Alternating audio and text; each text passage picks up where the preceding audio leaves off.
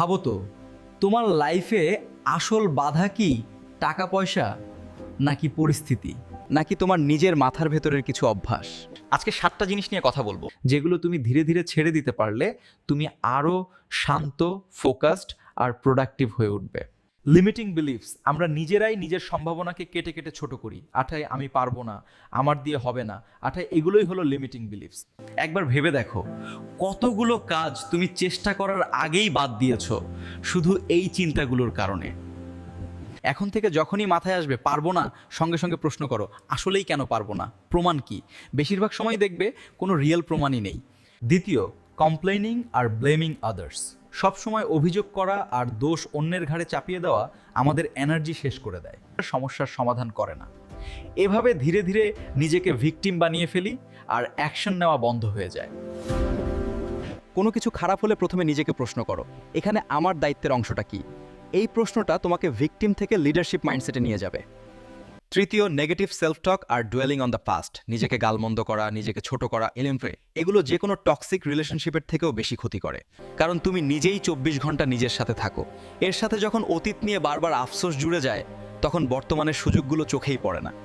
অতীত ভুলগুলোর কাজ শুধু একটাই, বলা না শেখানো, শাস্তি দেওয়া না, শেখা আর সামনে ভালো ডিসিশন নেওয়াটা, এই দুইটার উপর ফোকাস দাও। চতুর্থ, রেজিস্টিং চেঞ্জ। পরিবর্তনকে যারা ভয় পায় তারা পুরনো কমফোর্ট জোনের মধ্যে নিরাপদ থাকে, কিন্তু গ্রোথ হয় না। এখনকার যুগে স্কিল, বিজনেস, সোশ্যাল মিডিয়া, টাউনটনে সব কিছু এত দ্রুত বদলাচ্ছে যে চেঞ্জ রেসিস্ট করলে সরাসরি পিছিয়ে পড়তে হবে। পরিবর্তনকে শত্রু না ভেবে নতুন সুযোগ হিসেবে দেখো। ছোট ছোট এক্সপেরিমেন্ট শুরু করো, এই নতুন স্কিল, নতুন কন্টেন্ট ফরম্যাট, নতুন মার্কেট। পঞ্চম, the need to Impress others. অনেকেই পুরো জীবন চালায় শুধু অন্যকে দেখানোর জন্য। এটাই ওরা কি ভাববে, এই প্রশ্নে সব ডিসিশন আটকে থাকে, কিন্তু দিন শেষে অন্যরা 2 দিন আলোচনা করবে, তারপর নিজের লাইফ নিয়েই ব্যস্ত থাকবে। নিজের ভ্যালু সিস্টেম ঠিক করো। এর জন্য তোমার জন্য সফলতা মানে কি, তোমার দৃষ্টিতে ভালো জীবন কেমন, ওটা ক্লিয়ার হলে ইমপ্রেস করার প্রয়োজন অনেকটাই কমে যায়। 6 number, the need to always be right. সব সময় ঠিক থাকতে চাইলে তুমি নতুন কিছু শিখতে পারবে না, কারণ ভুল স্বীকার করতেই রাজি নও। অথচ যারা গ্রো করে তারা খুব দ্রুত নিজের ভুল ধরতে পারে আর ঠিক করে ফেলে। ডিবেট জেতার থেকে সত্যি জানাটা বেশি গুরুত্বপূর্ণ। কনভারসেশনে জিততে না পারলেও যদি নতুন কিছু শিখতে পারো, ওরাকে সেটাই আসল উইন। সপ্তম, the need for others approval.